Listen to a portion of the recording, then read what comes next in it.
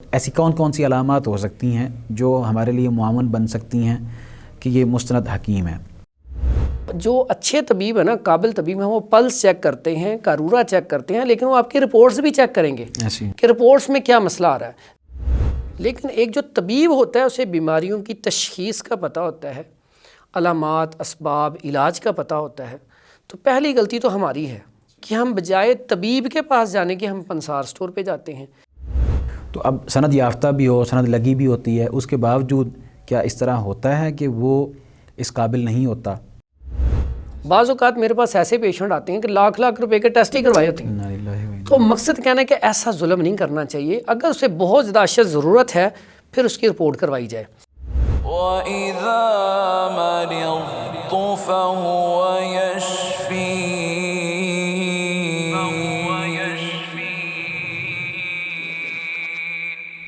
بسم اللہ الرحمن الرحیم۔ السلام علیکم ورحمۃ اللہ وبرکاتہ۔ ناظرین، آج کا جو ہمارا موضوع ہے وہ بڑا اہم موضوع ہے جس کو ہم نے طب و حکمت میں شامل کیا ہے، اور یہ ہمیں پہلے ہی بیان کر دینا چاہیے تھا، لیکن ضروری یہ سمجھا ہے کہ اس کے اوپر حکیم صاحب سے رہنمائی حاصل کی جائے۔ ہمیں کس طرح پتہ چلے گا کہ معاشرے کے اندر جو طبیب، جو نام نہاد حکیم ایسے ہیں جن کے پاس نسخہ خاص کے علاوہ اور کوئی بات نہیں ہوتی، اور کسی قسم کی ان کے پاس سند نہیں ہوتی، کسی قسم کا علم نہیں ان کے پاس ہوتا، اور ہم بس ان کی دکان دیکھتے ہیں اور اس کے بعد نسخہ خاص دیکھتے ہیں۔ اور نسخہ خاص ایک ایسی چیز ہے جس کو ہم نے اپنے سروں پہ سوار کیا، خاص طور پہ پورے معاشرے نے اپنے آپ کو نامرد تصور کر لیا ہے، اور جگہ جگہ پہ انہوں نے بھی ہماری اس کمزوری کو سامنے رکھتے ہوئے فائدہ اٹھایا، اور انہوں نے بینر لگا دیے، اسی طرح دیواروں پہ لکھ دیا کہ نسخہ خاص کے لیے ہم سے رابطہ کریں۔ تو یہ جو اتنا بڑا پہاڑ بنا دیا انہوں نے ہمیں لوٹنے والا، اس کی حقیقت کیا ہے، اور ہم ان سے کس طرح بچ سکتے ہیں، ہم ان کو کس طرح پہچان سکتے ہیں، اس حوالے سے ہم حکیم صاحب سے جانیں گے۔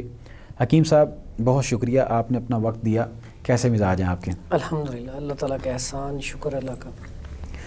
اب یہ بتا دیجئے کہ جو جعلی حکیم ہوتے ہیں ان کو پہچاننے کا جو طریقہ ہے وہ کیا ہے؟ ہم عام شخص جو ہے ہم میں سے، وہ اس کو کس طرح پہچان سکتا ہے کہ فلاں حکیم جو ہے سرٹیفائیڈ ہے، باقاعدہ اس کے پاس سند ہے، اور جدی پشتی حکیم ہیں، یا اس کے علاوہ اور ایسی کون کون سی علامات ہو سکتی ہیں جو ہمارے لیے معاون بن سکتی ہیں کہ یہ مستند حکیم ہے، اور یہ جو حکیم ہے یہ جعلی حکیم ہے؟ جی شکریہ، آپ نے دوبارہ پھر موقع دیا، اور آج کا جو آپ کا پروگرام ہے واقعی ہی بڑا زبردست ہے، اور آج اس معاشرے میں اس طرح کے پروگرام کی بہت اشد ضرورت ہے، بے شک، کیونکہ جب تک ہمیں اویئرنس نہیں ہوگی تو ہم نہ اچھا علاج کروا سکتے ہیں اور نہ اچھی زندگی گزار سکتے ہیں۔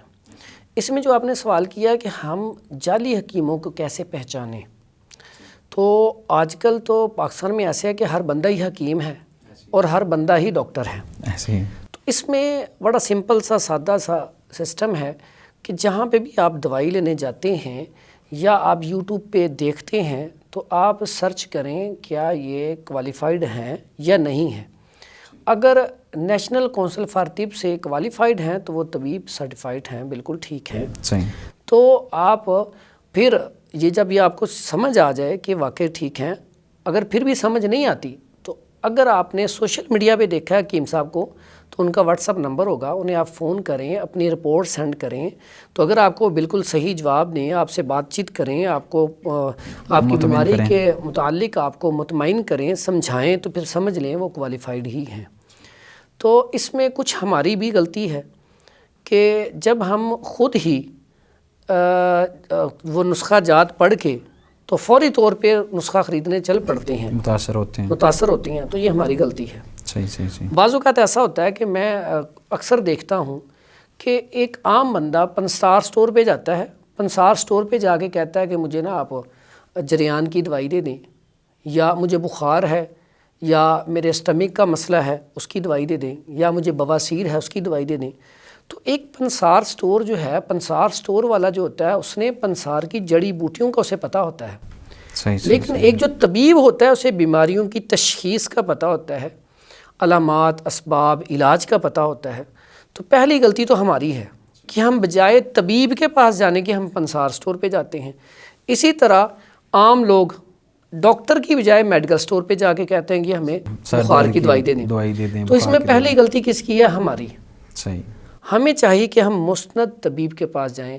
آپ کسی بھی کنٹری میں چلے جائیں، جب تک ایک ڈاکٹر یا طبیب نسخہ نہیں لکھ کے دے گا تو اتنی دیر تک وہ آگے سے میڈیکل سٹور والے انہیں میڈیسن نہیں دیں گے.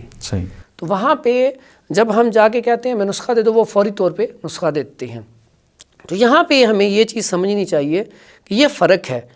پہلی بات تو یہ ہے کہ ہم اب کوئی بیماری ڈسکشن کر رہے ہیں نا کسی کے ساتھ، تو ایک عام بندہ نوکری کر رہا ہے، جاب کر رہا ہے، تو ہم نے ویسی بات کی کہ مجھے یہ مسئلہ ہے، تو وہ فوراً کہے گا میں نے یہ استعمال کیا تھا، آپ بھی یہ استعمال کریں.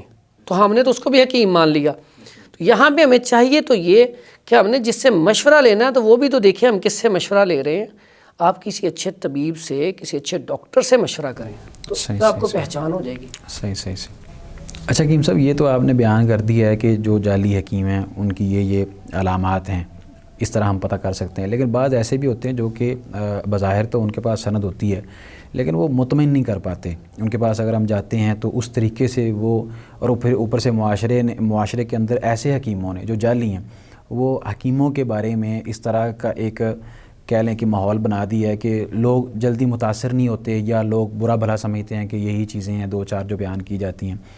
تو اب سند یافتہ بھی ہو، سند لگی بھی ہوتی ہے، اس کے باوجود کیا اس طرح ہوتا ہے کہ وہ اس قابل نہیں ہوتا، اس کا تجربہ نہیں ہوتا، یا اس حوالے سے آپ کیا کہیں گے؟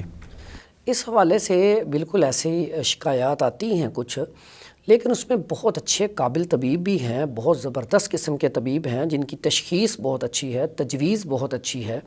لیکن کچھ چند ایسے بھی ہیں جو کالج سے جب پڑھتے ہیں 4 سال وہ پڑھتے ہیں، لیکن 4 سال پڑھنے کے بعد جب ڈگری آ جاتی ہے، ہاؤس جاب جس کو ہم کہتے ہیں، ان کا 6 ماہ کا پیریڈ ہوتا ہے.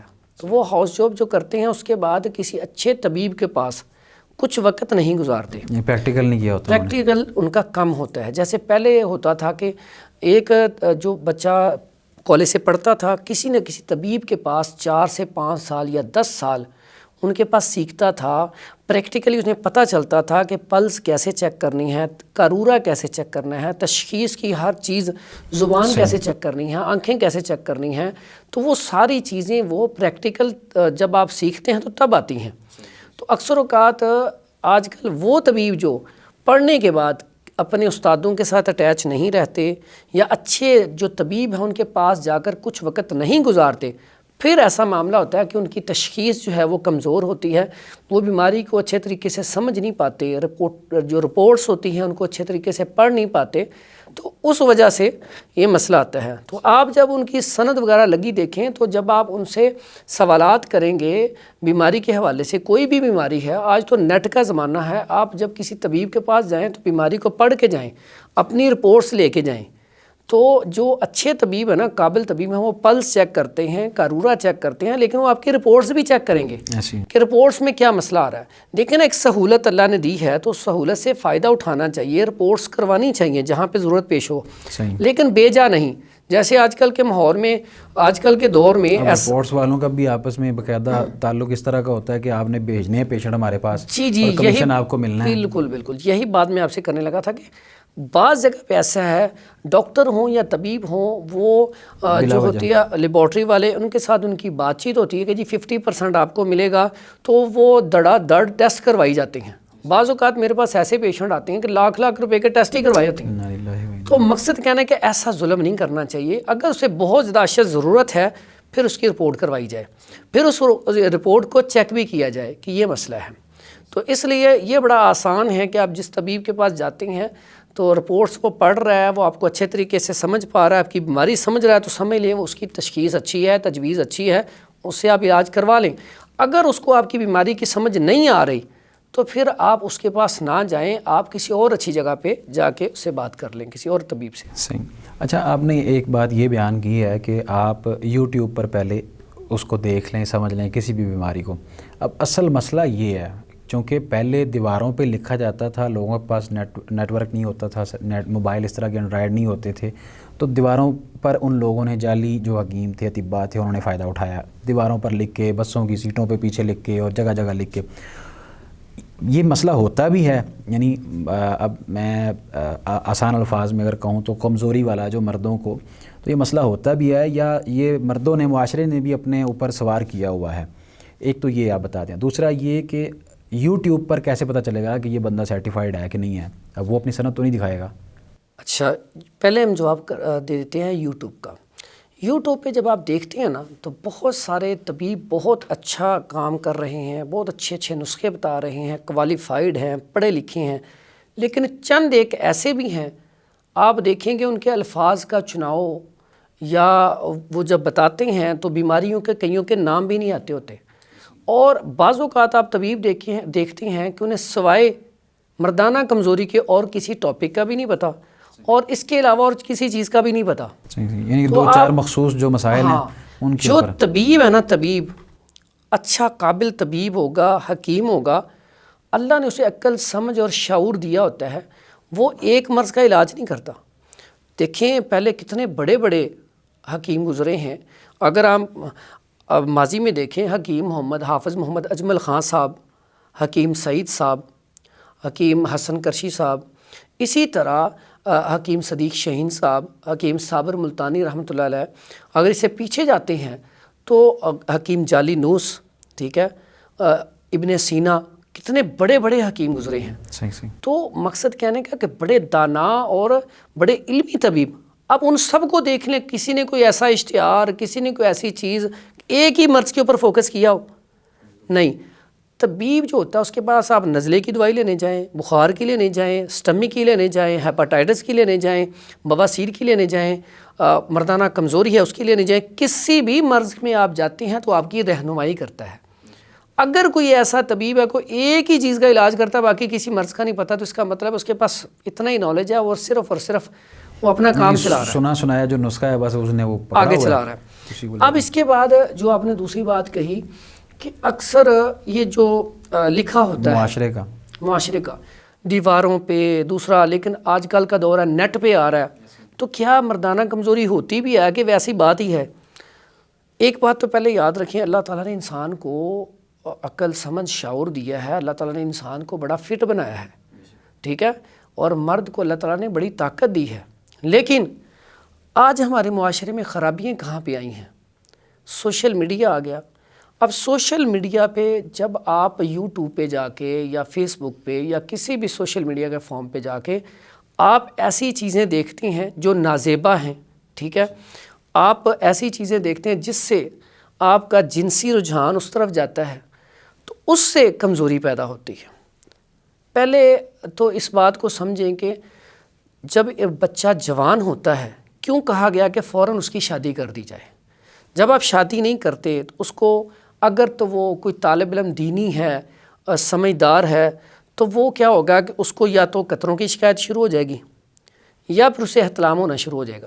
کیونکہ اللہ نے ایک نظام بنایا ہے، جب ہم طاقتور چیزیں کھاتے ہیں، اب ہمارے پاس ان پٹ ہے، آؤٹ پٹ نہیں ہے. صحیح. ہم بالغ ہو گئے ہیں، اچھی چیزیں کھائی جا رہے ہیں، لیکن آگے آؤٹ پٹ ہے نہیں، شادی ہوئی نہیں، تو ہوگا کیا؟ جب گلاس پانی کا بھر جاتا ہے نا تو وہ اس نے پھر باہر گرنا ہے، جب پانی اس میں اور ڈالی جائیں گے تو وہ باہر گری جائے گا. اب اگر مہینے میں 2 دفعہ احتلام ہو جائے تو ٹھیک ہے، کوئی بات نہیں. احتلام بار بار ہوتا ہے تو پھر یہ مرض ہے، اس سے مردانہ کمزوری پیدا ہوگی. اسی طرح اگر جریان ایسے ہی ہے جیسے کسی لکڑی کو ہم کہتے ہیں نا سیونک لگ گئی ہے، تو جب لکڑی کو اندر سے آہستہ آہستہ کھائی جائے گا تو ختم ہو جائے گا، لکڑی ختم ہو جاتی. اسی طرح جب جریان ہو جاتا ہے، خاص کر کے جریان منی یا جریان مزی بھی بڑا نقصان دہ ہے، تو جریان منی آہستہ آہستہ آہستہ آہستہ آپ کو کمزور کرنا شروع کر دیتی ہے. صحیح. اب آتے ہیں ایسے لڑکوں کی طرف جو سوشل میڈیا کا بڑا استعمال کرتے ہیں اور اپنے ساتھ نا زیادتی کرتے ہیں، ہینڈ پریکٹس کرتے ہیں، جس کا نقصان یہ ہوتا ہے کہ ان کے اندر کمزوری واقع ہو جاتی ہے. پھر آج معاشرے میں کتنا غلط سسٹم چل چکا ہے کہ آج معاشرے میں زنا کاری بہت ہو چکی ہے. یہاں پہ ہمارے پیارے نبی حضرت محمد صلی اللہ علیہ وآلہ وسلم نے فرمایا تھا کہ نکاح کو عام کرو، لیکن یہاں پہ زنا عام ہو رہا ہے. تو اس طرف ہمیں توجہ دینی چاہیے کہ سب سے پہلے تو یہ کام کریں کہ اپنی اولادوں کی جلدی شادیاں کریں تاکہ ان گناہوں سے بچا جا سکے. یہ سارے کام گناہ والے ہیں, ان سے بچا جا سکے. تو اس لیے ان سے کمزوری پیدا ہوتی ہے, لیکن اس کا سب کا مقصد یہ نہیں ہے کہ آپ اتنے ویک ہو گئے ہیں کہ آپ کو صرف مردانہ کمزوری والے نسخوں کی ضرورت پڑ گئی ہے. نہیں, ہر شخص اپنے آپ کو یہ سمجھتا ہے پھر کہ میں نے کچھ بھی دیکھ لیا تو اب میں کمزور ہو گیا ہوں, اب مجھے ان چیزوں کی ضرورت. اصل میں مسئلہ ایک یہ بھی بنتا ہے, بعض لوگ جن کو کہا جاتا ہے کہ آپ کی شادی ہوگی تو شادی میں آپ یہ مطلب وہ شادی کو بھی اپنے اوپر سوار کر لیتے ہیں کہ ہماری شادی کامیاب رہے گی کہ نہیں رہے گی. اب ظاہر سی بات ہے, ایک دو دوست ایسے بھی تھے, میں اپنا آپ کو اس طرح واقعہ بتا دیتا ہوں کہ انہوں نے باقاعدہ مجھ سے یہ پوچھا, دریافت کیا کہ جی ہماری شادی ہونے والی ہے تو ہمیں کیسے پتہ چلے گا کہ ہم کمزور ہیں یا نہیں کمزور ہیں. یعنی کہ اپنے آپ خود ہی انہوں نے یہ آئیڈیا لگایا ہوا ہے, تکا لگایا ہوا ہے کہ ہم پتہ نہیں کیا ہیں. تو یہ بھی ایک بڑا عنصر ہے اس کے اندر. اچھا, یہ جو آپ نے سوال ابھی بات کی ہے نا, بڑی زبردست کی ہے. بہت سارے لوگوں کے ذہن میں یہ خیال آتا ہے کہ یار ہم ویک تو نہیں ہیں. اب یہ جو ہمارا نفسیاتی ہے نا, ذہنی طور پہ کمزوری, جب ہم ذہنی طور پہ کمزور ہیں تو پھر آگے جا کے ہم کمزوری رہیں گے. اس کی مثال لے لیں, دو پہلوان ہیں, انہوں نے صبح آپس میں لڑنا ہے, صحیح, ان کی کشتی ہونی ہے, ریسلنگ ہونی ہے. تو ایک بندہ ایک کو جا کے کہہ دے یار وہ بندہ تو ایسے, اس نے فلاں کی ٹانگ توڑتی تھی, فلاں کا ایسا ہے, تو وہ تو ڈر گیا پہلے ہی, تو وہ ذہنی طور پہ تو رات کو ہی ہار گیا ہے. صبح اس نے مقابلے میں جب جانا ہے نا تو اس نے ہاتھ ایسے ہی کرنا تو اس نے گر پڑنا ہے. کیوں؟ ذہنی طور پہ وہ ہار چکا ہے.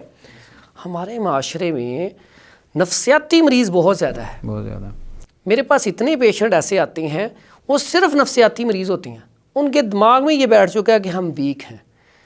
پہلے تو وہ اس طرح کی جو ہوتی ہیں نا لکھی ہوتی ہیں یا اس طرح کی ویڈیو دیکھنا بند کریں. صحیح. سوشل میڈیا کا استعمال کم کریں, ایسی فحاشی والی چیزیں نہ دیکھیں, ایسے فحاشی والے لٹریچر نہ دیکھیں. کردار ادا کریں معاشرے میں. اب وہ جب دیکھیں گے نا تو اس سے اور زیادہ کمزوری پیدا ہوگی.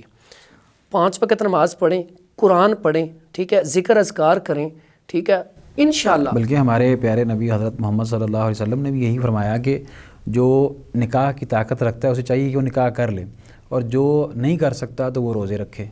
ہاں, اب دیکھیں اگر ہم زیادہ نہیں کچھ عرصہ پیچھے جائیں, یہ کتنی کی بیماریاں تھیں. زمیندار لوگ تھے, پیدل چلنا, اور اگر ہم دیکھیں تھوڑا سا پیچھے تو ایک گھر میں اگر میاں بیوی ہیں تو ان کے 8-8, 10-10, 15-15 بچے ہیں, اور سارے نارمل ڈلیوری, اور ہسبینڈ جو ہے وہ 80 سال تک بالکل فٹ, 70-80 سال تک. ایک تو وہ لوگ آج کل جو غذائیں چل رہی ہیں نا ان سے بچتے تھے, وہ اس وقت یہ تھیں نہیں, سادہ غذائیں تھیں, پیدل چلنا زیادہ تھا, پھر سوشل میڈیا کا دور نہیں تھا, کھیل کود کا زمانہ تھا, کبڈی, کشتی, کرکٹ, فٹ بال, بیڈمنٹن, یہ گیم, رسا کشی, اس طرح کی گیمیں تھیں. اب وہ جو گیمز بھی تھے نا ہم کھیلتے تھے وہ اس سے فٹنس, طاقت. اور اس وقت میں چھوٹا سا تھا تو ایک بڑی زبردست ایک محاورہ بولتے ہوتے تھے, وہ نا بزرگ اکثر کہتے تھے اب بندے جوگا ہو جا. یعنی کہ وہاں پہ ہوتا تھا کہ اگر رشتہ داروں میں آپس میں بچے ہیں نا تو کھڑے ہیں تو وہ ان کو کہنا چل بھی اس کے ساتھ کشتی کر. صحیح. تو آج وہ زمانہ آ گیا ہے کہ اب بڑے کہتے ہیں یار بڈھی جوگاتے ہو جا. یعنی کہ دیکھیں پہلے بندے جوگا, ان کے طاقت ہمت اتنی ہوتی تھی بندے کے ساتھ اس ٹائم لڑ پڑنا. تو آج کیا مسئلہ ہے, ایک ہماری غذائیں, فاسٹ فوڈ, بیکری آئٹمس کا کثرت سے استعمال, مرچ مسالے کا کثرت سے استعمال تباہ کر رہا ہے. لیکن ایک تو ان چیزوں کو چھوڑیں, سادہ غذاؤں پہ آؤں اور غذاؤں پہ آ جائیں, اور ایکسرسائز اپنا معمول بنا لیں. جو لوگ ایکسرسائز کرتے ہیں وہ بالکل بھی ویک نہیں ہو سکتے, سادہ خوراک کھاتے ہیں الحمدللہ وہ ویک نہیں ہو سکتے. تو اس لیے ان چیزوں سے بچیں, اپنے دماغ سے نا یہ بات نکالیں کہ کمزوری ہے ہمیں. اب وہ جو بات ہم کرنے لگے تھے نا کمزوری والی کہ شادی سے پہلے ڈرتے ہیں, ایسی ہیں. آج سب سے بہترین بات آپ کو بتانے لگا ہوں. یہ بہت سارے ہمارے نوجوان لڑکے اس سے انشاءاللہ بڑا کچھ سیکھیں گے کہ فٹنس لیول ہونا کیا چاہیے. انسان کا فٹنس لیول جو ہے جب میاں بیوی مباشرت کرتے ہیں تو وہ چند منٹ جو ہماری حکمت میں اتنا عرصہ میں نے پڑھا ہے, اتنے طبیب ہیں, 2 سے 5 منٹ تک جو مباشرت کی ٹائمنگ ہے. صحیح. یہ جو اس چکر میں زیادہ لطف اندوزی کے چکروں میں پڑتے ہیں، یہ جو جن کے ڈائلیسس ہوتے ہیں نا، گردے واش ہوتے ہیں، یہ وہی مریض ہوتے ہیں. جتنے لوگ یہ ادویات استعمال کرتے ہیں نا جنسی طاقت والی، ایک لیمٹ تک تو ٹھیک ہے، اگر آپ کے اندر کوئی مرض ہے اس کا علاج کروائیں. ٹمپریری دوائی کوئی لینا سیکچول، اس سے کڈنی جو ہے فیلئر بہت بڑا، یہ بڑا نقصان ہے. سٹمک کو نقصان، ہارٹ اٹیک کا سبب بنتی ہے، کڈنی فیلئر کا سبب بنتی ہے، اس سے بچنا چاہیے. تو انسان کی فٹنس لیول تو صرف اتنی ہے. یعنی ان نسخوں کی طرف، یہ خاص طور پہ جو نسخہ خاص ہے، ان کی طرف جانا ہی نہیں چاہیے ان کو، بالکل نہیں جانا چاہیے. میں ذاتی طور پہ کہتا ہوں اگر آپ کو کوئی مسئلہ ہے، پریشانی ہے، چیک اپ کروائیں، آپ چیک اپ کروائیں، کسی بھی اچھے طبیب کے پاس جائیں، آپ اس سے ساری بات ڈسکس کریں، وہ آپ کو ڈائٹ پلان لکھ کے دے کہ آپ یہ خوراک کھائیں، یہ چیزیں کھائیں، اپنا ماحول ٹھیک کریں. سمپل سی دوائی دے سٹمک کو بہتر کرنے کی اور لیور کو بہتر کرنے کی، ان کے دل، دماغ اور جگر، اعضائے رئیسہ. اور یہ جو سیکچول آپ کو میں نے بتایا نا ذہنی مرض ہے، جب آپ کے دماغ میں بیٹھ گئی ہے نا بات کہ میں ویک ہوں یا میں نے جاتے ہی ریلیز ہو جانا ہے، اب آپ کے دماغ میں بیٹھ چکا ہے تو آپ کے ساتھ وہی ہونا ہے. اس لیے ایسی ادویات کا استعمال کریں جس سے دماغ مضبوط ہو، تاکہ آپ کے جب دماغ مضبوط ہوگا تو ایسے خیالات نہیں آئیں گے. اس کے بعد دل مضبوط ہو، جگر مضبوط ہو، آپ کو کچھ بھی نہیں ہے. تو ان چیزوں کے اوپر دھیان نہیں دینا. بہت زیادہ مسئلہ انہی چیزوں سے بنتا ہے. یہ جو آپ نے بات کی تھی نا جعلی طبیب والی یا عام طبیب، بہت سارے طبیب ایسے ہیں جو طبیب نہیں ہیں، ایسی ہیں، لیکن بہت جو اچھے طبیب ہیں جو بڑا اچھا کام کر رہے ہیں ان کو بدنام کر رہے ہیں. ایسی ہیں. بدنام کیسے کر رہے ہیں؟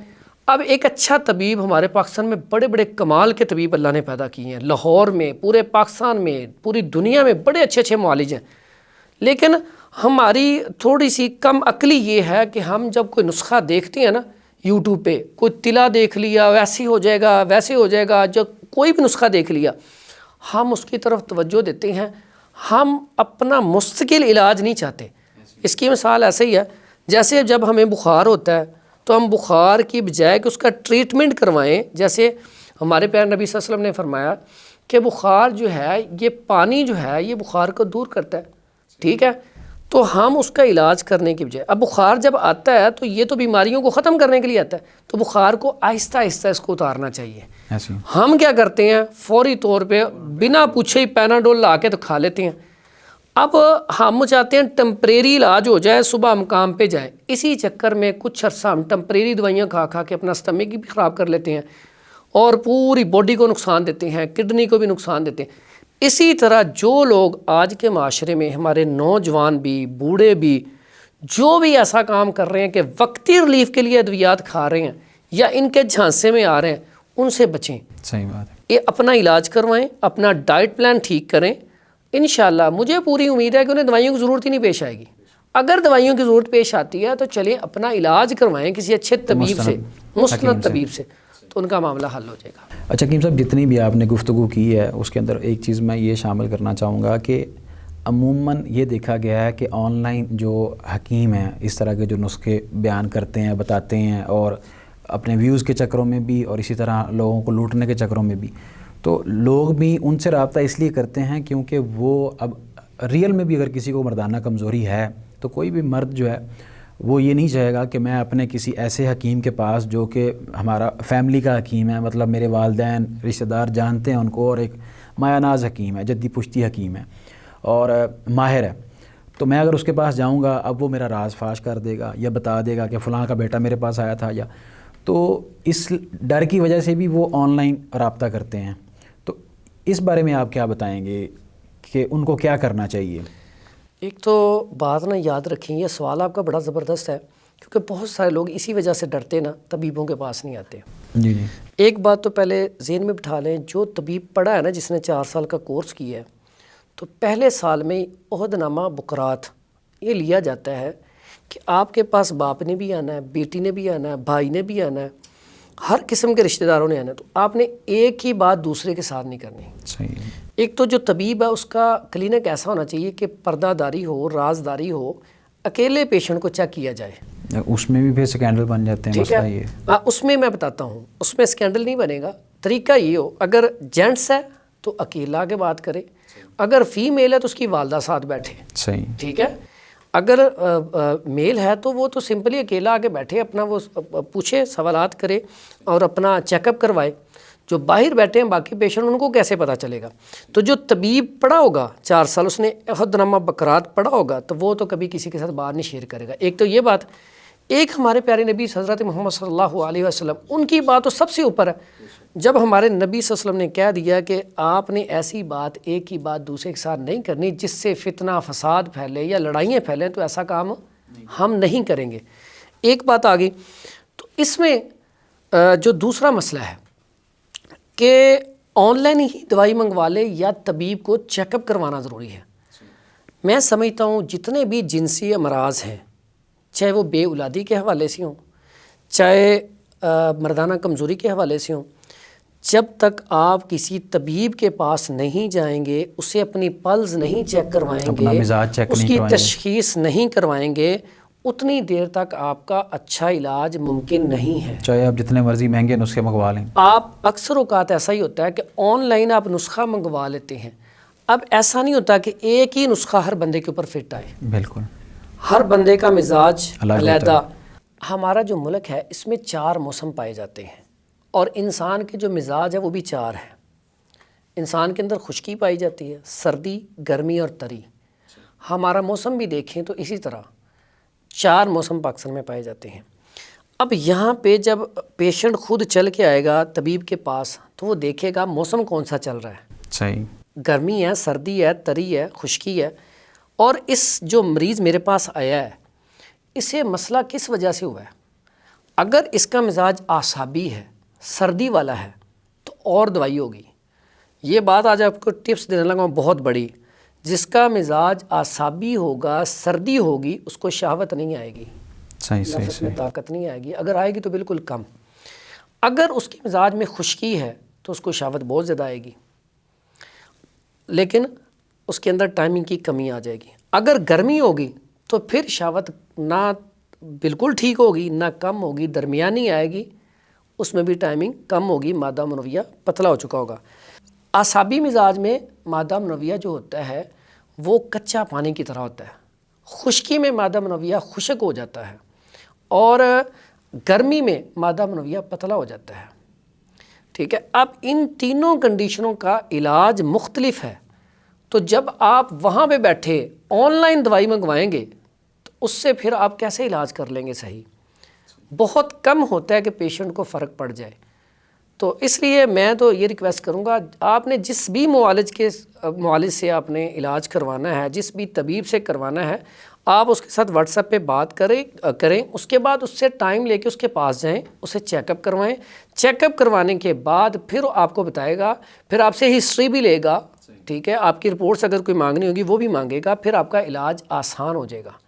اس میں بے اولادی کا علاج بھی اسی لیے جب پیشنٹ پاس آتا ہے تو آسانی سے اچھے طریقے سے علاج ہو جاتا ہے. آن لائن سے جلدی علاج نہیں ہوتا. تو اس لیے یہ دونوں چیزوں میں نے آپ کو فرق بتا دیا ہے کہ آن لائن ادویات منگوانے میں اور پاس جانے میں اتنا فرق ہے کہ آپ کی تشخیص اچھی ہو جاتی ہے. صحیح. اچھا حکیم صاحب، اس میں ایک اور میں چیز کا اضافہ کروں. بعض لوگ اب جن کا واقعتاً مسئلہ ہوتا ہے، شادی شدہ افراد ہوتے ہیں اور بے اولادی کا مسئلہ بنتا ہے ان کو، تو بے اولادی کے وجہ سے، اس سبب کی وجہ سے ان کے تعلقات خراب ہوتے ہیں. بات جو ہے وہ آہستہ آہستہ بڑھتی ہے اور طلاق تک چلی جاتی ہے. طلاق کے بعد پھر مزید معاملات خراب ہونا شروع ہو جاتے ہیں، تو پھر بھی ان کو پریشانی کا سامنا کرنا پڑتا ہے. اس بارے میں آپ کیا کہیں گے؟ یہ آپ کا زبردست سوال ہے اس حوالے سے کہ ہمارے معاشرے میں نا ایک ایسا بہت بڑا مسئلہ ہے کہ ہمارے ماں باپ یا اساتذہ ایسی چیزیں سکھاتے نہیں ہیں. تو یہ انہیں بتانے چاہیے مسائل. اگر کسی کے اندر کمزوری ہے، کوئی مسئلہ ہے، تو والد کو چاہیے کہ خود کسی اچھے طبیب کے پاس لے کے جائیں، اس کا علاج کروائیں. نہیں تو جو متعلقہ مریض ہے، اگر کسی لڑکے کو ایسا مسئلہ ہو گیا ہے اور اس کی شادی بھی قریب ہے، تو اس کو چاہیے شرم نہ رکھے. ایسا نہ ہو کہ شرم کے مارے، اکثر اوقات ایسا ہمارے خاندانوں میں دیکھنے میں آتا ہے، اس وقت شرم کرتا ہے کہ میں طبیب کو پتہ چل جائے گا یا لوگوں کو، میرے والد کو پتہ چل جائے گا. اسی چکر میں وہ شادی کروا لیتے ہیں. شادی کے کچھ عرصے بعد پھر لڑائی جھگڑے طلاقوں تک بات جاتی ہیں. تو دیکھیں، پہلے تو ایک طبیب کو صرف بتانا تھا آپ نے، بعد میں پورے علاقے کو پتہ چلتا ہے. اس وقت دیکھیں کتنی شرمندگی اٹھانا پڑتی ہے گھر والوں کو بھی، پورے خاندان کو بھی۔ اس وقت دیکھیں پہلے شرما رہا تھا ایک طبیب کو بتاتے وقت، یا اپنے والد کو بتاتے وقت، یا اپنے بھائی کو بتاتے وقت۔ اگر اس وقت بتاتا تو اپنا علاج کروا لیتا، وہ کسی اچھے طبیب کے پاس لے جاتے۔ اب اس نے یہ کام نہیں کیا، بعد میں دیکھیں بات طلاق تک گئی، پورے معاشرے میں سب لوگوں تک گئی۔ اب اس کے والد کو بھی لوگ برا بھلا کہیں گے کہ آپ کو پتہ تھا، آپ نے اس کی شادی کیوں کی۔ تو اس معاملے میں ہمیں چاہیے کہ سب سے پہلے اگر کوئی مسئلہ ہے تو ہم کسی اچھے طبیب کو چیک اپ کروائیں، تاکہ یہ سارے معاملے سے بچا جائے۔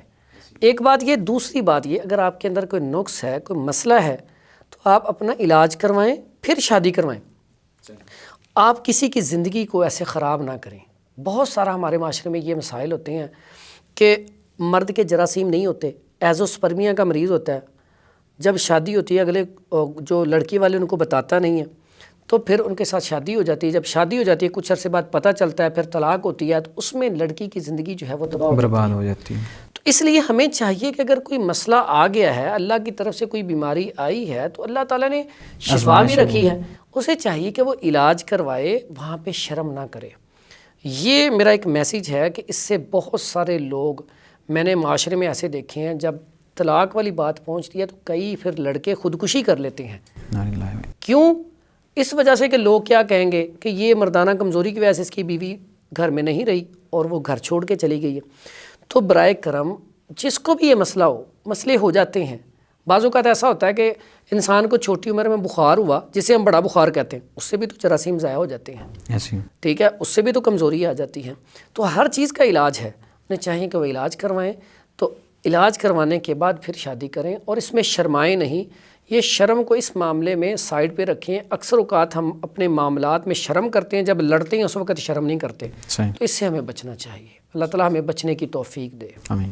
بہت شکریہ حکیم صاحب، آپ نے بہت قیمتی معلومات فراہم کی ہیں، اور خاص طور پہ ان نوجوانوں کے لیے، لڑکوں کے لیے بہت زیادہ اس کے اندر نصیحت ہے کہ آپ نے اپنے آپ کو کس طریقے سے ان فتنوں اور آزمائشوں سے محفوظ رکھنا ہے، سوشل میڈیا سے دور رکھنا ہے، اور ان چیزوں کو اپنے ذہن پر سوار نہیں کرنا۔ اور یہ جو جعلی حکیم ہیں، خاص طور پہ ایسے جو یوٹیوبر ہیں جنہوں نے 2-4 چیزیں حکیموں سے ہی سن رکھی ہیں اور انہی کو بیان کرتے رہتے ہیں، اور ان کے پاس کسی قسم کی کوئی سند نہیں ہوتی، ویوز کے چکروں میں ولگر قسم کی گفتگو کرتے ہیں، اور باقاعدہ آپ کو معاشرے کے اندر گرا ہوا جانور ہی بنا دیتے ہیں۔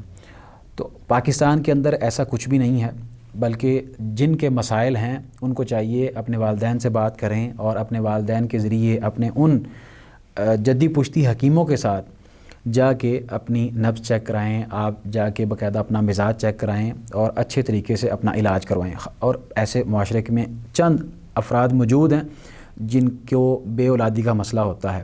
اس کے علاوہ اللہ تبارک و تعالیٰ نے ہر انسان کے اندر قدرتی چیزیں رکھی ہیں، اور وہ اپنے اوپر ان کو سوار کر کے اپنا ذہن خراب کر لیتا ہے، اور ایسے جعلی حکیموں کے پاس جاتا ہے، اور پھر ان چیزوں کا سہارا لیتا ہے معمولی سی قیمت کے عوض۔ اس حوالے سے اگر آپ کا کوئی سوال ہو تو وہ آپ ہم سے ضرور کریں، انشاءاللہ ہم دیگر موضوعات کے ساتھ بھی حاضر ہوتے رہیں گے۔ تب تک کے لیے آپ ہمیں دیجیے اجازت۔ اللہ حافظ۔